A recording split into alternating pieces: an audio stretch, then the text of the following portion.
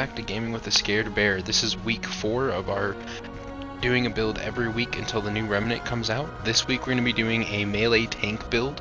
I had so much fun doing this build. The sustain is absolutely insane because I did throw some lifesteal in there with it. And then I even have a way to be able to get around quickly since you do flop with Leto's armor. I'll show you the mod that I use, that way we can kind of dodge without having to do the belly flop. And so we'll go ahead and get into this build. So as always, I'll be using the Hive Cannon just because I like to have the armor reduction on any bosses that I'm going against. If you want to know where to get this, you can go look at my previous videos. I think I have this in about 2 out of the, well, technically now 3 out of the 4 I've made. And then for the second weapon, I use the AR. This can be acquired through the supply run on Earth. It's one of the events. The main reason I use this is because it has an open slot for Blink token, which we can get from beating Onslaught on Yesha. This one allows us to teleport, so we have kind of a dodge without having to actually use our belly flop. For our melee weapon, we'll be using Scar the Jungle God. In order to get this, you have to ring the bells instead of fighting the Ravager on Yesha. And the reason we'll be using this specific melee weapon is for the bleeding effect that it has. With that bleeding, it'll pair very well with some of the rings we have and go with the build for the sustain, which we'll get into in here just a little bit. And then for our armor set, we'll be using the Leto's armor set. We'll be able to get this from Leto's lab. You have to turn off the algorithm on the teleporting room computer, and you'll just have to keep going in the teleporter until you get to the burning skeletons. And the armor set should be right next to those burning skeletons. With this armor set, it's really good because it has the stagger resistance along with extra protections, and it'll have 10 across for resistances of each type. For our necklace, we'll be using Terror Margin. This makes it so our melee hits steal 1.5% of the base damage dealt as health. For every 25% missing health, you gain an additional 1.5% lifesteal, but if you're at full health, you gain an additional 25% melee damage. And this one can be found with a random drop on Earth, but you have to have the Subject 2923 DLC. Next, for our first ring, we'll be using the Bloodletter's Insignia. For this one, it steals 10% of the damage dealt by your bleeding effects, and gives it to you as health. And this one can be found during the Warning Totem event at the corpse at the end of the dungeon. And for our last ring, we'll be using the Leech Ember. This one will steal 5% of the damage done from your melee hits, and then it's a random drop on a ROM for you to be able to get this. And as always with a build like this, I will always recommend maxing out Vigor and Endurance because they're really good for when you're tanky like this, just to help you keep going and to keep that sustain alive for any type of fight, whether you're going against all the squishies and mobs or if you're just fighting a boss. It'll definitely help in the end of making sure you stay tanky. Next, I'm going to recommend Spirit, which you can either get from playing the Ex-Cultist or from the safe house with the monkey key. You just have to go in and open the door with that monkey key. This will just help with the mod power generation. And you also want to get Mother's Blessing, which you can get from saving the Root Mother, which is just a part of the story. This will just help with being extra tanky against ranged damage. And then for our next one, we'll be going for Keeper's Blessing. This one you can get from entering the labyrinth for the first time. And this one's just going to help with your elemental resistances, which is how we have the full 20 across the board. We literally doubled our resistances. And then I would also highly recommend both World Walker and Recovery just to help with that stamina and making sure that we can keep hitting those heavy attacks with the melee itself. World Walker can be obtained from traveling to Rom for the first time, and to get Recovery you have to beat the Harrow or the Clavenger on Rom. And then you're also going to want to get Triage, which allows you to get increased healing from any of your healing sources, which is huge for us trying to sustain and getting that melee lifesteal along with the bleed lifesteal. This one can be obtained from surviving Rebel's Siege on Yesha. You're also going to want to get Guardian's Blessing. You just have to kill the Root Horror on Yesha, and this one will give you a melee damage reduction, again just helping out, making sure you're extra tanky. And then again, just make sure and help you out with yourself being encumbered and having that extra weight. I would go with Swiftness, which just allows you to have a little bit of extra movement speed, and you get this from playing the song of the Guardian on the Bells in Yesha.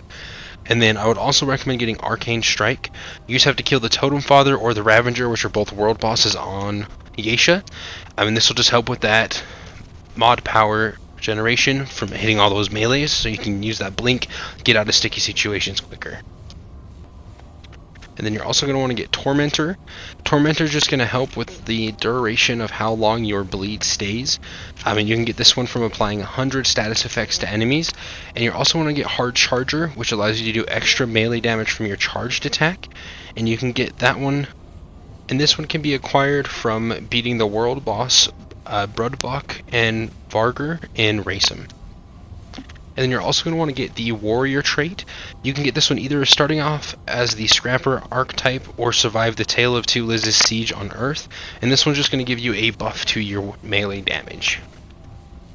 Alright, now we can go ahead and get into how this build looks when we're actually fighting. You can see how insane the sustain is and how little damage I take, along with how much healing I get back without even applying the bleed till halfway through. This enemy is almost dead.